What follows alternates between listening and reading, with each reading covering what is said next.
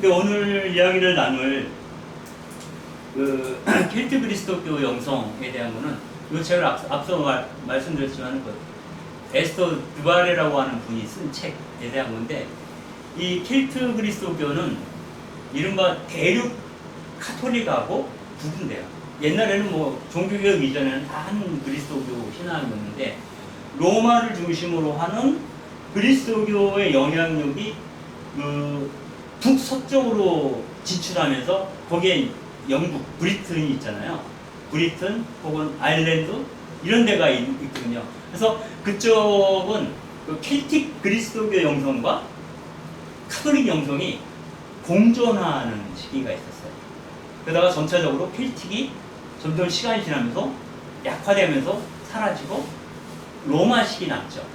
로마식이 남다가 나중에 종교개혁으로 성공회가 떠오르면서 카톨릭이 밀려나는 이러한 형국이 그 영국 그 제도에서 이루어지게 되는데, 이 켈틱 영성은 기본적으로 그 아일랜드 지역을 중심으로 하는 그 섬 사람들의 고유한 어떤 그런 그 뭐랄까 고유한 어떤 종교적 심성 위에서 그리스도교가 스팍된 서로 스며들어간 형태가 바로 그 켈트 그리스도교라고 얘기할 수 있습니다. 물 한 잔만 줄 수 있어요? 죄송합니다. 그 켈틱 영성이 그 아일랜드 지역을 중심으로 번져 나갈 때는 그 두 가지예요. 하나는 그 농촌 지역과 도시 지역이 구분이 돼요. 그래서 도시 지역에는 도시에 가보면 그 도시 한가운데 광장이 있고, 광장 한가운데에는 성당이 있죠. 이 성당이 이른바 주교자 성당이죠. 그래서 그 로만 카톨릭이 들어와서 그 주교자 성당, 즉 도시를 중심으로 세력을 확장을 합니다. 그러나 시골 지역으로 가면 수도원이 그 지역의 영적인 기반이 돼요. 그래서 수도원 전통이 농촌 지역은 장악을 하게 되거든요. 근데 켈틱 영성은 바로 그 농촌 지역을 중심으로 발전되어 오고 유지되었던 영성이라고 보는 거예요.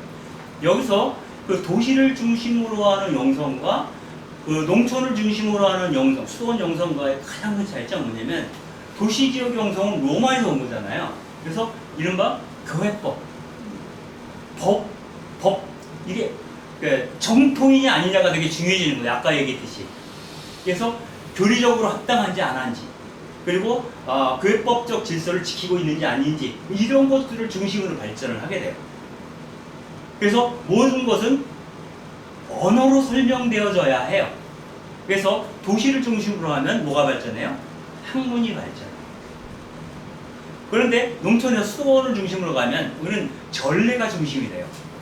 삶의 주기를 이 전례 안에서 녹여내고, 그 전례는 그 사계절의 변화, 묵상한 그 변화들을 흡수하면서 이루어지고 있고, 그것은 농부들의 일상과 연결되어 있어요. 그리고 이들은 그것을 논리적으로 설명할 필요를 느끼지 않아요. 그래서 감수성으로 받아들여요. 그래서 좀 뭐랄까 정서적인 종교, 거기서 발생하는 게 일반 우리가 얘기하는 영성이죠. 그러니까 영성 중심의 종교와 어떤 교회법 중심의 종교가 이렇게 갈려요. 도시랑 농촌으로. 그래서 이 영성 중심의 종교, 수도원 중심의 종교, 농촌 중심의 종교는 자연 신화적일 수밖에 없고, 일상 안에 깊이 구체적으로 뿌리내린 신화이라는 거예요.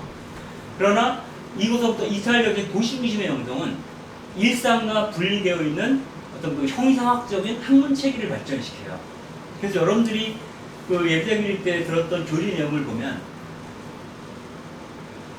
이게 나랑 뭔 상관이 있는 거지? 이런 질문을 하게 돼요.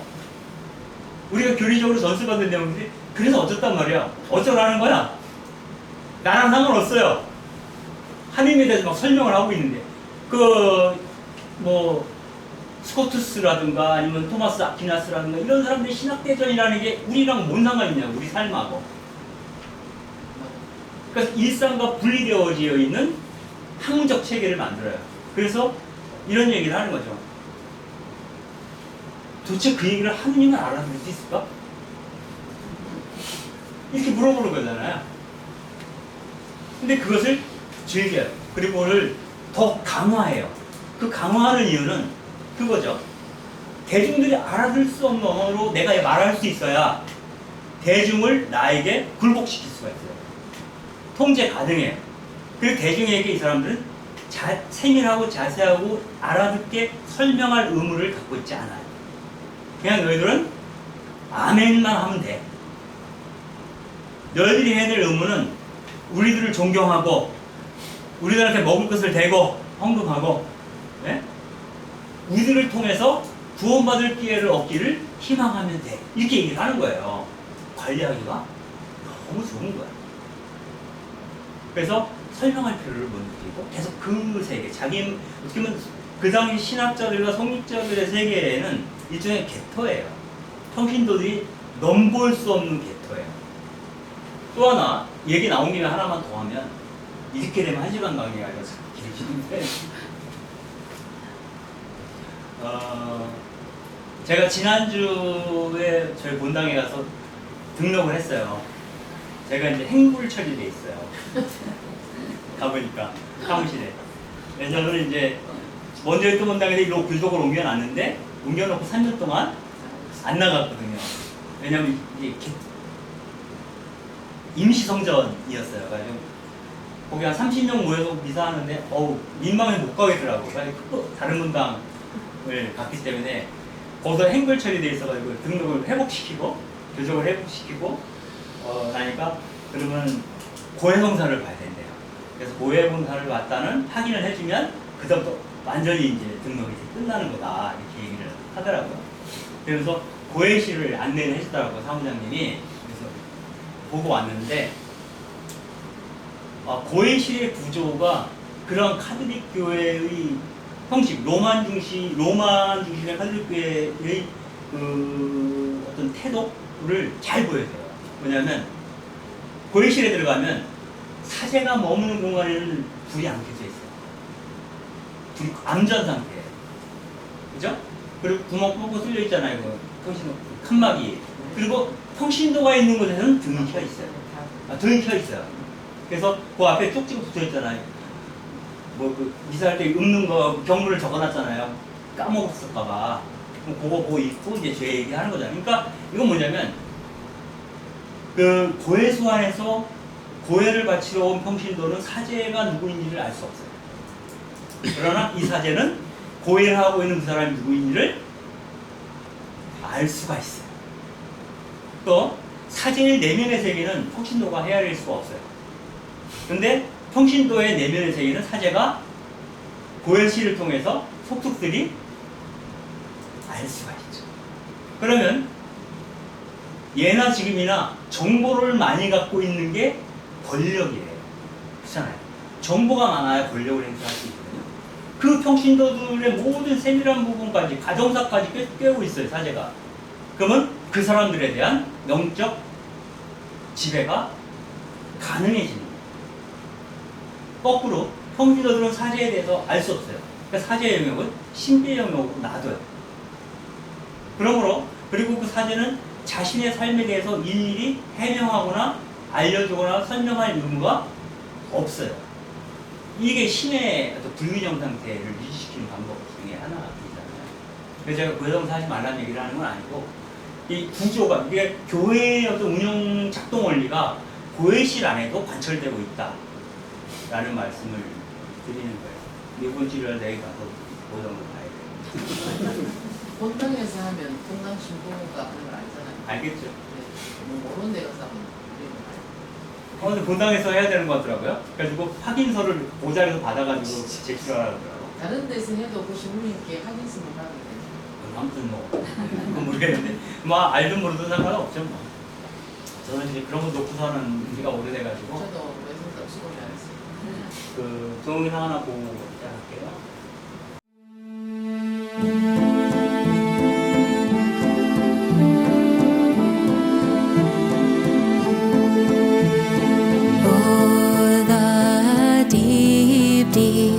Love of Jesus, vast, unmeasured,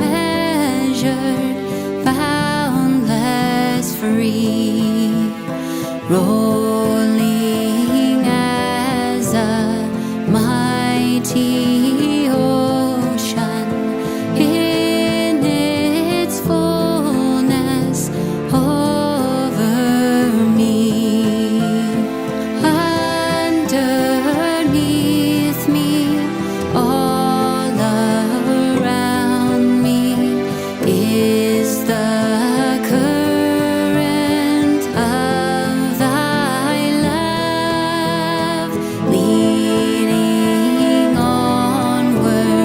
leading homeward to thy glorious rest above.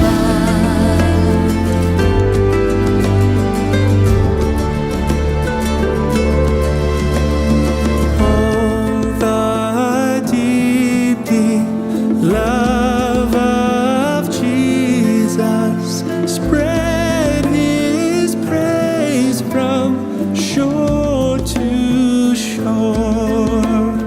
How he loves us, ever loves us, changes never, nevermore. How he watches o'er his loved ones, died to call them all his own. How for them he intercedeth, watches o'er them from the throne.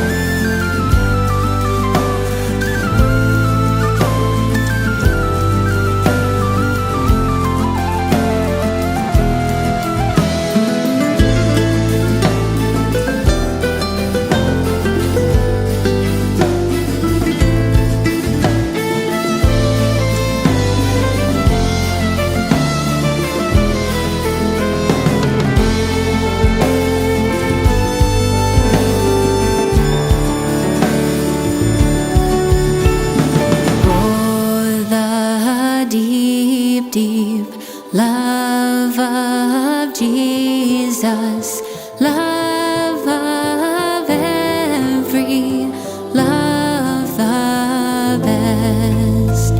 'Tis an ocean vast of blessing, 'tis a haven sweet of rest. Oh, the deep, deep love of Jesus, 'tis heaven of heavens to me, and it lifts me up to glory, for it lifts me up to thee. It lifts me up to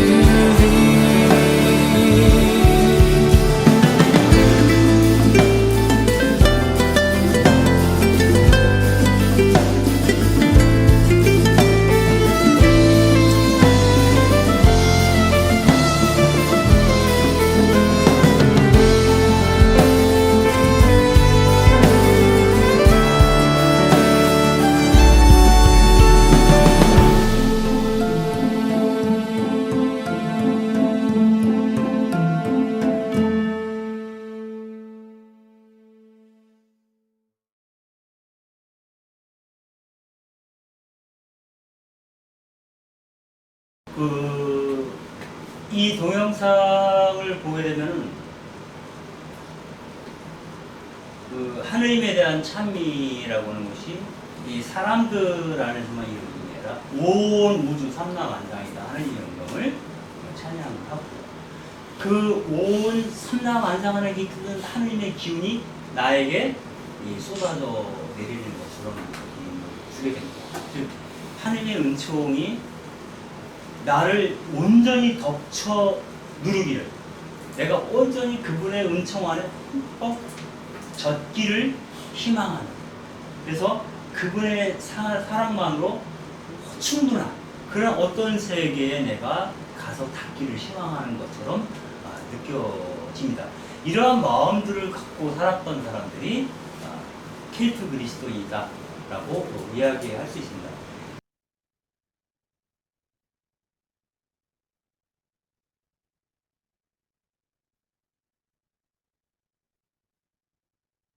기본적으로 그 켈트 그리스도 신앙에서 가장 그 중요한 그 용어가 페레그리나시오라는 말이라고 해요. 이 말은 이제 순례라는 뜻이에요. 순례. 그러니까 모든 인간은 이 지상에 영원히 머무는 존재가 아니라 순례의 도상 속에 있다는 거예요. 그럼 순례는 가야 할 어떤 곳이 있겠죠? 그 가야 할 곳이 있다면, 굳이 있다면 그것은 본향이죠. 본향. 본향이라는 게 하나님 나라, 하느님께 가 닿는 것, 하느님께 가 닿는 그 순례의 도상에 우리는 놓여 있다라고 하는 얘기를 하는 겁니다. 그리고 기본적으로 이 켈트 그리스도인들은 자기 일상의 하나하나 세밀한 부분들을 기도 안에서 봉헌하는 듯한 태도로 사는 그리스도인이다라고 얘기를 할 수가 있어요. 그리고 우리 자신이, 지금 우리가 살 때는 항상 그 하느님을 단독자로서 나와 하느님과의 관계를 구시하는데, 그 나가 공동체 안에 있는 나라고 하는 의식을 버리지 않는 거죠. 그러니까 다시 말씀드리면, 이 말은 뭐 너무나 흔히 하는 말이기 때문에 그런 거긴 한데, 나와 내 가족과 나와 함께하는 이웃들이 있는 것이고, 그 이웃의 확장이 이 온 피조물에까지 가서 닿는 거고, 이 온 피조물이 서로 연결되어 있는 존재라는 의식 속에서 사는 거죠. 그래서 타인들을 통해서도 하느님을 보고 다른 피조물들을 통해서 하느님을 만날 수 있다라고 믿는 영성이다 라고 볼 수 있어요. 그래서 이 켈틱 그리스도교에서 하는 말 가운데 이런 말이 있어요. 아버지의 기적이 이 세상을 창조하셨네. 글자로는 담을 수 없는 광대함이요, 글로는 다 이해할 수 없다. 이렇게 얘기를 해요. 여러분들은 어떤 장엄한 풍경 안에 머물렀던 기억이 있나요? 어쩌면 저기 강화 동검도 체포에서 저녁 서쪽에 해가 질 때 아마 그런 장관이 펼쳐지지 않을까? 갯벌로 그런 느낌이 드는데, 본 적 있어요? 네, 그렇죠. 그런 장관을 보거나, 아까 이 동영상에서 보면 절벽이 나오잖아요. 절벽. 거기서 파도가 엄청 치고 올라올 때, 이때 어떤 장엄함 같은 게 있죠. 그런 것 속에서 드러나시는 하나님에 대해서 말로 담을 수 없어요. 그걸. 그 장엄한 느낌을 어떻게 표현할 수 있겠어요? 말로 표현할 수 없거든요. 그래서 그 장엄함을 즐기는 자, 그의 영도 장엄하도다, 이렇게 말할 수 있어요. 그래서 이 얘기 들으면서 퍼뜩 떠오르는 사람이 빈센트 반 고흐. 빈센트 반 고흐는 집에 있다가도 폭풍우가 치면 무조건 밖으로 나갔다고 해요. 그래서 벌판에 있는 큰 나무 밑에 가서 서 있는 거예요. 그러면 천둥 번개가 막 치잖아요. 비 팍 쏟아지고. 여러분들 아마 장마철이 되면 아마 여러분들이 또 그런 거 볼 수 있을지 모르겠어요. 그 천둥 번개가 치는 밤에 이 밖에 나가면 이게 엄청나. 그러다가 루돌프 오토라고 하는 분이 있어요. 종교학자. 이 사람이 성스러움의 의미라는 책이 있는데, 이 책에서 그것은 누멘적 감정이다 이렇게 얘기해요. 누미노제라고 하기도 해요. 누미노제, 거룩함, 신성을 느끼는 거예요. 그 누멘적 감정은 뭐냐면, 첫 번째가 두렵다는 거예요. 천둥 번개가 지금 얼마나 두려워요. 두렵지만 눈에서 그걸 뗄 수가 없는 거예요. 무서우면서도 제가 보게 되는 것. 두렵고도 매력적인 것. 이게 누멘적 감정인데, 그게 종교의 본질이다 이렇게 얘기를 하거든요. 그래서 그 누멘적 감정에 접속하고 살아간다는 것이 이 사람의 삶을 어디로 이끌지를 이미 그 행로를 정해주는 것은 아닌가? 이런 생각을 하게 되는 거죠. 그러다 보면 우리가 일상에서 경험하는 사소한 것들을 사소하게 보지 않게 되는 힘이 더 길러지지 않을까? 이런 얘기를 하는 겁니다. 그래서 그 켈트 영성을 이렇게 얘기해요. 세속적이면서도 신비하다.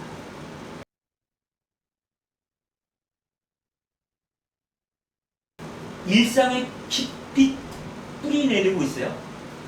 그러니까 이런 거예요. 그 엄마가 아이가 일어났을 때 애기야 학교 가야지. 그치? 옷을 입혀줘요. 딸내미 옷을 입혀주면서 기도를 합니다. 이 아이가 이 빛나는 옷을 입고 이 세상에서 약동하듯이 뭐 이런 식의 기도를 해. 그러니까 이 아이가 등교하는 그 시점이 기도와 연결되어 있어요. 기도와 연결되어 있다는 것은 사소한 일상이 거룩한 그 무엇과 연동되어 있다는 것을 느끼는 거죠. 그래서 아주 세속적 행위 안에서 거룩함을 경험하는 자에 대한 얘기를 한다라고 하는 거죠. 그래서 이 세상은 하느님께서 창조하신 세계고 거룩한 장엄한 세계이지만 그 장엄한 세계 안에는 구체적인 고통이 포함되어 있음을 잊지 않는다는 거예요. 이를테면 모든 노동은 거룩하죠. 이를테면 예수님께서 아버지께서 일하시니 나도 일한다라고 했듯이 아버지의 노동을 계승하고 있는 것이 나의 노동이라고 생각하면 그 모든 노동은 거룩하죠. 근데 노동은 거룩하기만 한 게 아니라 고달픈 것이기도 한 거예요. 힘들잖아요. 그죠? 뼈아뼈 앞에 나가서 농부가 농사를 할 때, 이 망망대해로 나가서 고기를 잡을 때 손이 다 망가지고 이런 그 고통, 이것을 잊지 않으면서도 그 고난 속에서, 고통 속에서도 피조물로서 누려야 할 어떤 기쁨을 약동시키게 하는 것. 다시 말씀드리면 그 고난과 희망을 시와 노래로 표현할 줄 안다는 거예요.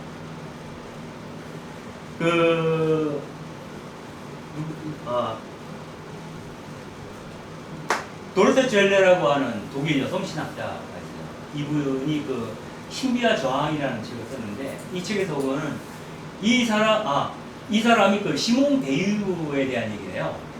근데 시몬 베이유가 그 장엄함을 느꼈던 때를 표현하는 귀절이 있어요. 그건 뭐냐면 어느 그 선착장에 갔는데 거기서 어부들이 그물을 뒤로 올리면서 노래를 하는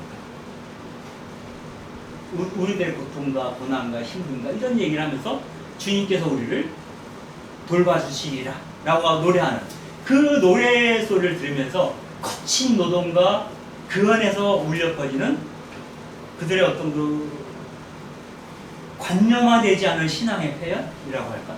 이런 것들 속에서 어떤 그 종교의 장엄함을 보았다 이렇게 얘기를 하거든요. 아마 그런 것들을 켈트인들은 얘기하고 있는 것은 아닌가? 그래서 그 앞서 이제 로마 중심의 종교와 이 켈트인의 섬, 농촌 중심의 종교에 대한 얘기를 했지만은 이 사람들은 자기 신앙의 표현을 학문적인 어떤 언어, 학문적 언어로 표현하는 게 아니라 시와 노래를 통해서 표현하게 즐겼다는 거예요.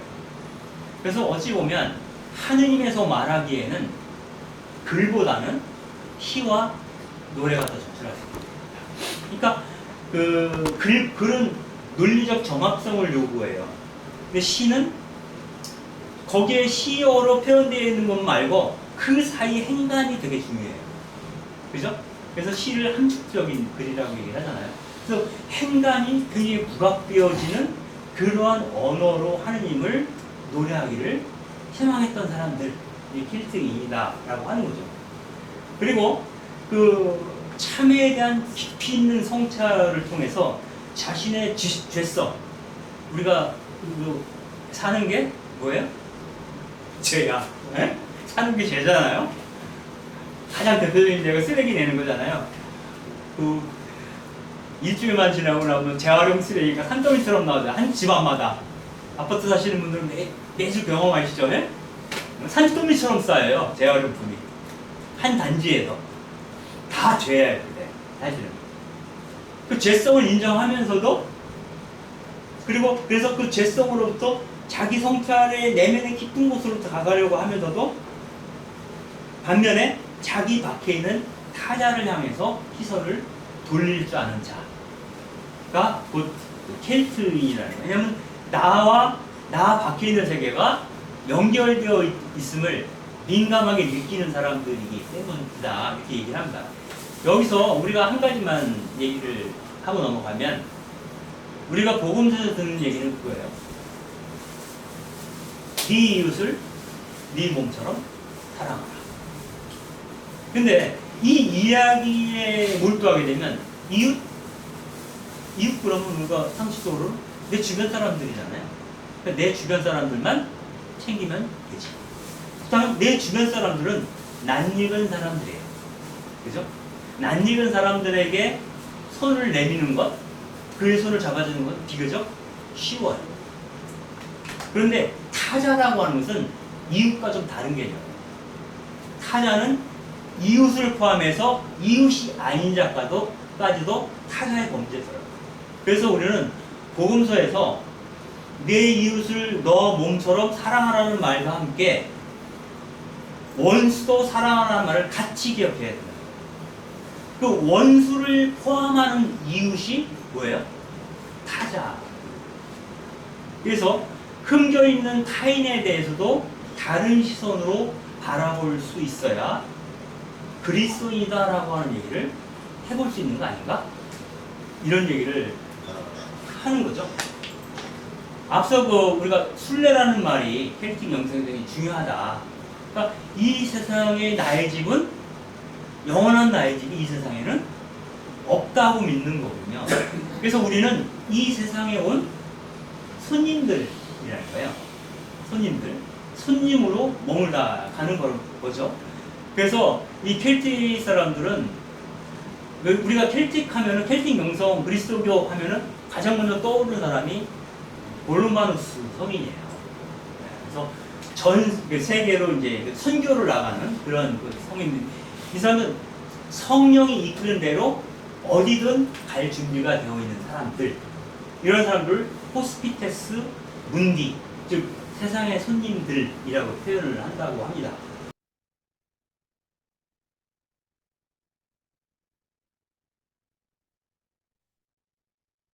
그래서 이런 얘기를 해요. 볼로마누스가 한 얘기예요. 만일 하느님을 바다 건너에서 살 수 있다면 나는 배를 타고 바다를 건널 것이다. 그러나 하느님은 그분을 부르는 모두와 가까이 계심으로 바다 건너에서 하느님을 찾아야 한다는 어떤 조건도 우리에게 부과되지 않는다. 모든 땅에는 하늘나라로 이르는 길이 있다고 믿기 때문이다. 만약에 저 바다 건너에 그분의 집이 있다고 한다면 난 그 길로 떠날 거라는 거죠. 그러나 꼭 바다 건너에만 그 집이 있다고 믿지는 않는다는 거예요. 그러니까 하느님께서는 그분을 필요로 하는 모든 곳에 계시다는 거죠. 그러므로 내가 떠나야 할 곳은 하느님을 필요로 하는 모든 사람에게로 떠나는 거죠. 하느님이 필요한 자, 혹은 하느님이 결핍되어 있는 자에게로 언제든 떠날 준비가 되어 있는 자가 곧 세상의 손님들, 즉 순례자로서의 켈틱 그리스도인이다 라고 얘기를 하는 겁니다. 그리고 우리가 걷는 그 길의 끝에 삶의 끝이 있는데 그 여정의 끝에는 우리의 집이 있다, 이렇게 얘기를 해요.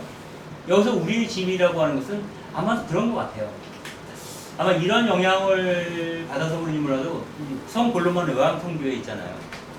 근데 그 성 골로만 외왕성교회 그 선교사들 같은 경우 한국에 온 지 한 20년, 30년인데 그냥 여기서 뼈를 묻겠다고 오는 거거든요. 메리놀도 마찬가지고.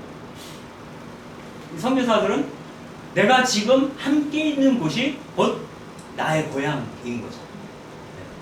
그래서 어떤 그 장소성을 따지지 않는 그러한 어떤 그 선교의 여정에 대한 얘기를 하고 있습니다.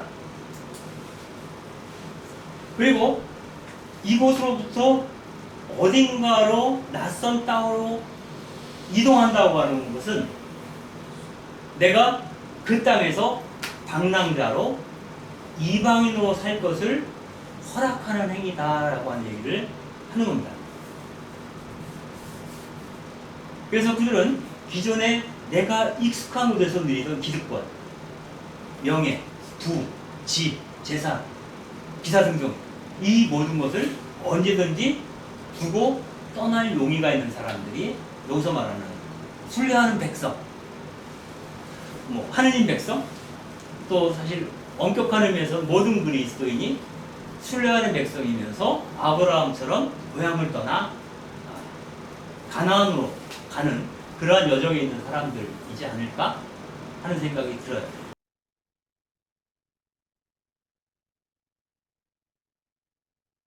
여기에는 여러 가지 함의가 있어요. 이를테면 제가 이제 가끔 강의할 때 그런 얘기를 했었는데, 우리가 세례를 받는 것은 물로 묵은 자기를 씻어내고 새로운 자아로 거듭나는 것이 세례라고 하잖아요. 그걸 사회적 의미를 따지자면 자기의 기존의 계급성으로부터 이탈하는 거예요. 내가 태어날 때부터 나에게 허락된 계급이 있어요. 네? 부잣집에 태어날 수도 있고, 권력자의 집안에 태어날 수도 있고, 또 웬만큼 살만한 집에 태어날 수도 있잖아요. 그러나 이 계급성을 버리고 하느님이 필요한 사람들에게 가는 거잖아요. 근데 계급성을 버려야만 그들 가운데 하나로 살 수 있죠. 그러니까 이 가장 이것을 대표적으로 상징적으로 보여주신 분이 예수님이에요. 하느님께서 하느님을 비우시고 사람 가운데 오셨다라고 했을 때 하느님이라고 하는 계급성을 버린 거예요. 그리고 사람이라는 계급성을 새로 획득한 거예요. 왜?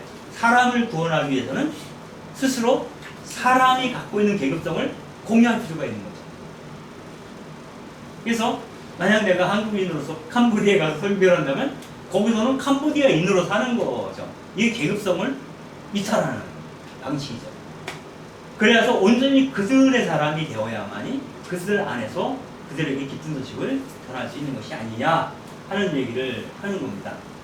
여기서 이러한 이야기를 이 사람이 순례자로서 걸어갈 수 있는 이유는 예수님 역시 공생활을 시작하시면서 당신의 거처를 받지 않았죠.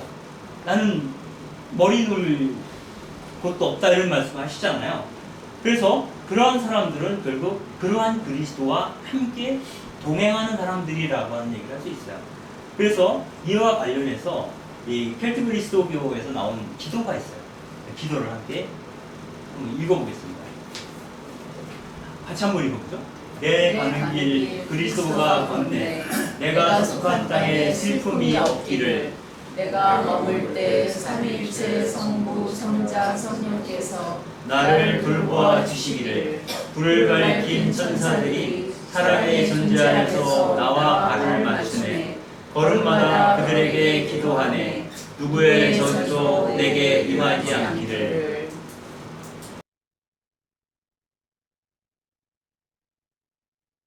그러니까 그분과 내가 동행한다라는 얘기를 하는 거죠. 그 사우스 이스트라고 하는 곳에 사는 소노, 작은 가난한 농부인 메리 맥도날드가 한 축복 기도를 보면 그런 내용을 좀 더 구체화해서 기도로 하고 있어요. 그래서 한번 같이 읽어보죠. 하느님이 모든 길마다 당신과 함께, 예수님이 모든 언덕마다 당신과 함께, 성령님이 모든 계열마다 당신과 함께, 해안의 절벽과 상등성이, 빈들, 바다와 땅, 황무지와 초원마다 누울 때와 일어날 때, 일렁이는 파도와 자욱한 물보라에서도 내딛는 모든 걸음마다 당신과 함께.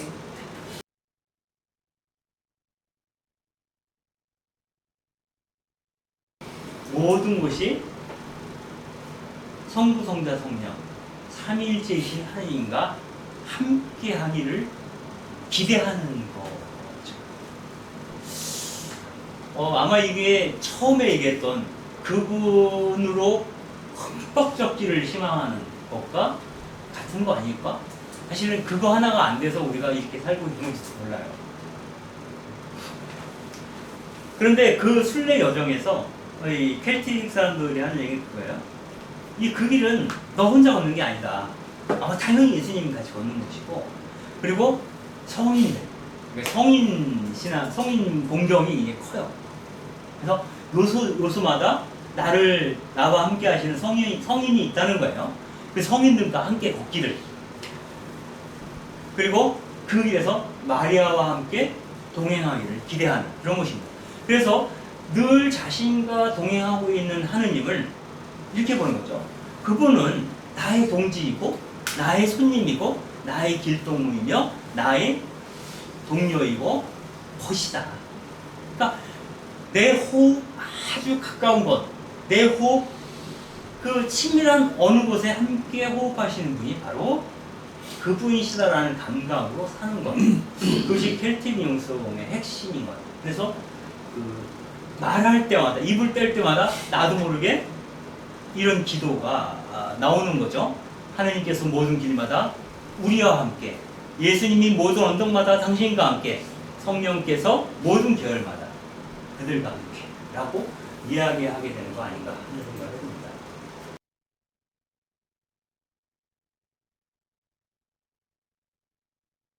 요거는 성 패트릭의 흉각기도, 패트릭 성인의 흉각기도라는데, 흉각기도라고 하는 것은 그 로마 병사들이 전쟁터에 나갈 때 가슴을 보호하기 위해서 이렇게 위쪽에 들씌우는 갑옷이 있어요.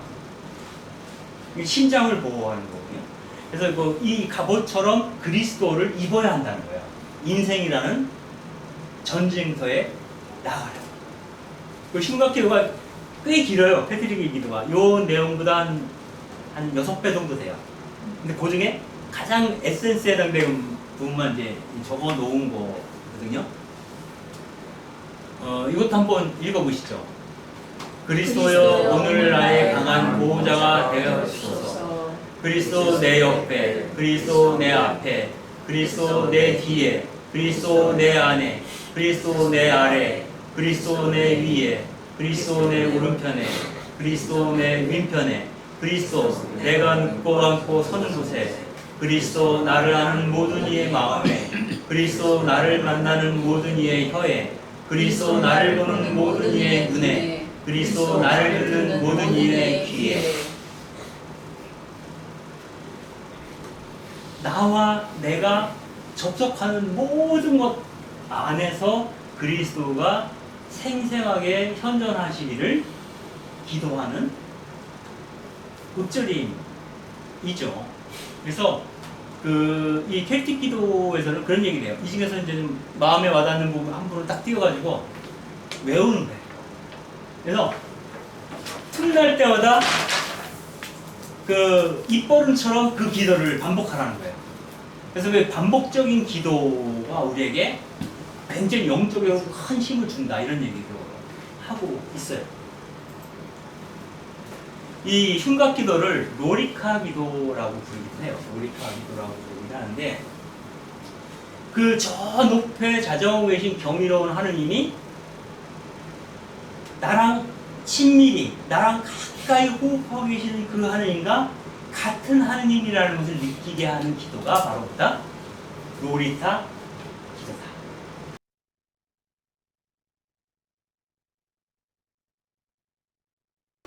그러니까 우리들의 신앙은 대부분 그거예요. 하느님을 저 높이 두고 싶어 하는 신앙이에요. 대부분. 예수님도 저 높이, 때로는 성모님도 저 높이.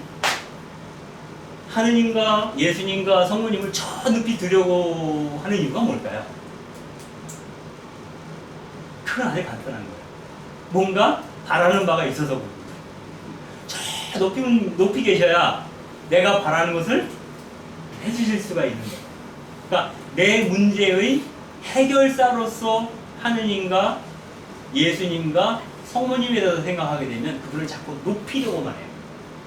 그분을 내 곁에 동행하는 분으로, 동무로, 동료로, 친구로 두려고 하면 그분하고 얘기를 나눠야 돼.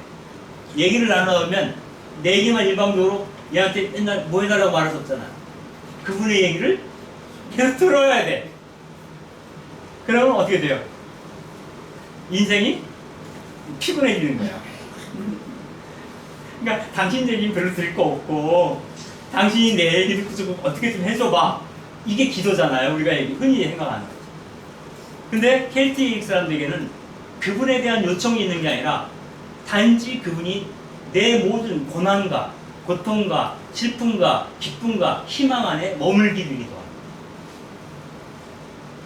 그분이 나에게 고통을 주신다고 가 아니라 고통 가운데도 나와 함께 하시는 분, 나의 기쁨 가운데도 함께 하시는 분, 일상 속에 묻어나는 그리스도를 얘기하고자 하는 게 켈틱 그리스도교 영성이다 라는 얘기를 하는 겁니다. 그래서 이러한 그리스도는 내 삶의 모든 차원에 존재하는 분인 거죠. 그래서 그분은 내 곁에서 나와 동행하면서 내 시선으로 이 세상을 보시는 거예요. 하느님께서는 내 시선으로, 내가 보는 그 눈을 통해서 이 세상을 보신다는 거예요. 그리스도인의 입장에서는 내가 그리스도의 시선으로 이 세상을 바라볼 수 있기를 희망하는 거잖아요. 근데 하느님 입장에서는 아니, 그게 아니라 내가 너의 눈으로 들어가서 세상을 볼게. 너의 시선으로. 그래서 우리와 아주 가까이 계시는 분으로 경험한다고 하는 겁니다. 그 한 사례로 그 스코틀랜드의 그 아리삭이라는 그 노인의 기도가 있어요. 그 이야기는 이런 겁니다. 이 노인이 태양이 산봉우리에 오르기 시작하자, 아침에 해가 떠오르기 시작하자, 외국 사람들은 모자를 다 쓰나 봐요. 영화를 봐도 다 모자 쓰고 있더라고요. 하다못해 뉴요커들, 뉴욕 사람들도 남자들 다 중절모 쓰고 있잖아요. 아무튼 이분들이 모자를 쓰고 해 때문에 그런 거예요. 해가 떠오르는 걸 보고 모자를 벗고 잠시 고개를 숙이는 거죠. 그분께, 하루를 열어주신 그분께 경의를 표하는 거죠. 그리고 해질 무렵에 석양을 바라보면서 다시 한번 모자를 벗어서 고개를 숙이고 경의를 하는 거예요. 그러니까 그 하느님과의 접촉하는 그 지점이 일상 속에 아주 깊이 켜켜이 스며들어 있는 거다라고 볼 수 있겠죠. 그래서 이 노인이 이렇게 기도를 했다는 거예요.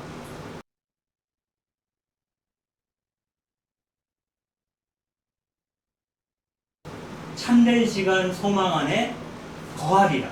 이 밤 당신이 나를 홀로 두실지라도 크고 은혜로운 하느님은 나를 위한 은총의 빛을 끄지 않으시리라. 이제 밤이 깊어. 나는 홀로 있게 되겠지만 이 밤에도 당신은 나를 향한 은총의 빛을 끄지 않으시리라고 믿는 것. 그래야 이제 편하게 하루를 잠을 자고 다시 또 새로운 하루가 시작되면 다시 모자를 벗어 경의를 표하고 또 다른 하루를 나에게 주신 당신께 감사를 드리는 거죠. 일상 안에 스며든 영성에 대한 얘기를 하는 거죠. 그리고 또 하나 예로는 그런 거예요. 이 스코틀랜드나 아일랜드의 농부들은 금요일 날만 파종을 한대요. 예? 근데 파종을 할 때 절대 새수랑이나 이런 걸 사용하지 않는다는 거예요. 그 이유는 뭐냐면 금요일 날 예수님이 무덤에 묻히셨잖아요. 그러니까 씨앗을 그날 묻는 거예요, 땅에. 그런데 그 예수님이 쇠못에 박혀 돌아가셨기 때문에 그날은 쇠를 사용하지 않는다는 거예요. 그래서 그 대장간이나 이런 데서는 금요일은 뭐예요? 휴일이에요. 그러니까 그들의 모든 일상이 그리스도교적인 전례와 의식과 어떤 그 영성과 연결되어 있다는 거예요. 그러니까 하느님 없이 살아갈 방법이 없는 거죠. 그죠? 그리고 이러한 삶은 아무리 이러한 장엄한 삶이 의미 있다 해도 혼자 가기는 어렵다. 그래서 그 길을 함께 동행하면서 내 깊은 곳을 응시해주고 또한 나 또한 그의 깊은 곳을 응시할 수 있는 친구가 필요하다는 거예요. 그 친구를 아일랜드어로는 아남카라라고 불러요. 그것을 영혼의 친구라고 부르는데 원래 그 아남카라라는 말은 누구에게 쓰는 말이에요? 고해 신부들한테 쓰는 말이에요. 고해 신부들은 뭐냐면 자기 속내, 다른 사람한테 할 수 없는 얘기를 고해 신부한테는 하는 거잖아요. 그래서 고해 신부한테 이야기하듯이 나만이 알고 있는, 즉 이것을 나만의 독방이라고 표현해요. 네. 그 나만의 독방에서야 알 수 있는 것들을 드러내 보여줄 수 있는 친구가 우리에게는 필요하다. 근데 그걸 드러내는 순간 이놈하고 얘기를 하면 다음에 문을 닫겠죠. 여기서 친구라는 표현을 쓰는 이유는 뭐냐면 그런 거죠. 예수님에게 제자들이 많았죠. 여성 제자도 있고 남성 제자들도 많았어요. 그럼 예수님 제자들은 스승에게 뭘 기대해요? 정말 바르고 깊은 진리를 구하잖아요. 네? 스승이 쓸데기 없는 얘기를 막 하게 되면 제자들은 그 스승을 어떻게 해요? 떠나게 되죠. 그러면 예수님께는 제자가 많은데, 근데 내가 무슨 얘기를 해도 나를 떠나지 않을 사람, 그 사람이 누구냐면 바로 친구죠. 근데 예수님에게는 친구가 있었나요? 우리가 복음서에서 알고 있는 친구는, 예수님의 친구는 나자로밖에 없어요. 큰 의미에서는 마르타와 마리아도 친구의 범주에 들어갈 수가 있죠. 그래서 이 친구라고 하는 것은 예수님조차도 당신이 타인에게 말할 수 없는 것을 나눌 수 있는 누군가 필요하지 않았을까? 그것을 복음서에서는 라자로 정도로 상정하고 있어요. 그리고 우리는 누구나 다 시시비비에 휘말리지 않아도 좋을 만한 친구가 필요하고, 그 사람을 아남카라라고 얘기하죠. 그래서 그런 영적인 여정을 볼 때 조언자로서 늘 남아있는 사람들이죠. 그 컬리소자라고 하는 왕구스라는 사람이 있는데, 이 사람이 그의 스승이기도 하고 아남카라이기도 했던 마엘 로아인이라고 하는 수도자에게 바친 기도가 있어요. 그 기도 내용이 이런 거예요. 조언자여, 나를 그리스도께 인도하소서. 애정을 넘어선 사랑으로 그분의 순수한 축복에 기대어 그분 마음의 열정과 거부로, 이렇게 기도를 했다고 해요.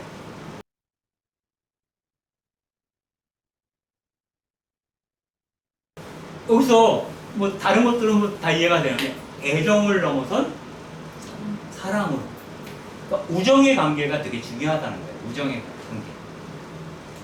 그 하느님과 인간의 관계를 사랑이라는 말로 쓰기도 하지만 우정의 관계라고 표현하는 경우가 있어요. 그래서 그 우정의 관계는 뭐라고 해야 될까? 그의 흠결에도 불구하고 함께 있어주는 것이 되겠죠. 네. 그리고 그가 바라던 바를 성취하기를 친구들은 기대하죠. 그래서 친구들 만나면 흔히 하는 말 중에 네가 잘 됐으면 좋겠어, 이런 얘기 하잖아요. 그런 얘기 안 하는, 그러니까 친구가 잘 되는 걸 배합하는 사람은 친구가 아니에요. 친구는 기본적으로 네가 잘 됐으면 좋겠어 라고 말할 수 있는 사람이에요. 네가 잘 됐으면 좋겠어. 그래서 그게 우정이라는 생각이 드는 거죠. 그래서 모든 차이를 넘어서 그 사람의 고유함을 인정해 주면서 함께 걷는 자, 그것의 아남카라를 얘기를 하는 거죠. 그래서 이렇게 표현을 합니다. 영혼의 친구는 온정과 친밀함, 정직함으로 가득 찬 우정을 나누고 나이와 성별의 구분을 두지 않고 서로의 지혜를 깊이 존경하는 축복의 원천이 되는 관계였다. 그 친구로 인하여 나의 삶이 축복 가운데 있음을 체험할 수 있으면 좋겠다 라는 얘기를 하는 거죠. 서로가 갖고 있는 경험이 다르니 그 경험으로부터 나온 지혜를 서로 조금씩 나누어 가질 수 있으면 좋겠다는 거예요. 그리고 따뜻함과 친밀함 안에 머물기를 희망하는 거죠. 그래서 그런 아남카라 같은 친구들을 우리가 살아가면서 사실 뭐 2명까지 말 필요 없어요. 1명만 있어도 그냥 살만하죠. 이런 거예요. 너무너무 힘들 때 그 한 사람이 있으면 살 수 있어요. 근데 사면 초과처럼 몰릴 때 그 한 사람이 없으면 자살해요. 그러니까 자살하지 않으면 내가 무너지는 거예요. 자살하는 그 사람들이 자살하고 싶어 자살하는 게 아니에요. 살아있으면 무너지는 거고요. 그 무너지는 것을 경험하고 싶지 않기 때문에 아예 내 자기가 무너지기 전에 자기를 끊어버리는 거예요. 이게 자살이에요. 그러한 사람들에게 삶의 통로를 열어주는 것은 이게 아나무카라입니다. 그래서 우리 모두에게 그런 아나무카라와 같은 역할을 할 수 있지 않을까?